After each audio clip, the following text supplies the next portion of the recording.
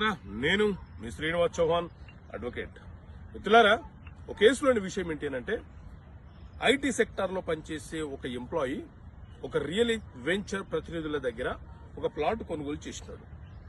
ఇప్పుడు ఆ ప్లాట్ అమ్ముదామని వెళ్తే కొనుగోలు చేసే వ్యక్తులు ఆ ప్లాట్ కి సంబంధించిన కొంత సమాచారం తీసుకుని ఇతని వద్దకు వచ్చినారు. ఆ విషయం ఏంటి అంటే, మీరు కొనుగోలు చేసినటువంటి భూమి ఏదైతే ప్లాట్ ఏదైతే ఉందో ఆ సర్వే నెంబరు గవర్నమెంట్ భూమి, అది ప్రొహిబిటెడ్ లిస్ట్ లో ఉంది, అది అమ్మకాలు కొనుగోలు చేయడానికి అవకాశం లేదు అని చెప్పి వాళ్ళు ఇన్ఫర్మేషన్ తీసుకొని వస్తే ఇది నిజమా అని చెప్పి మన దగ్గరకు వచ్చినారు.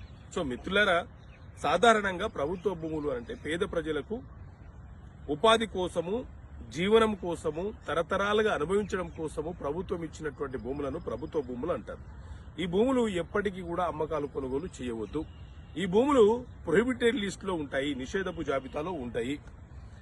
అయితే కొంతమంది రియల్ ఎస్టేట్ వెంచర్ ప్రతినిధులు ఏం చేస్తున్నారంటే ప్రభుత్వ భూములను పేద ప్రజల వద్ద నుంచి కొనుగోలు చేసి వాటిని వెంచర్లుగా చేసి సబ్ రిజిస్ట్రార్లతో కుమ్మకైపోయి ఆ భూములను ప్లాట్ల వారీగా అమ్మివేస్తున్నారు.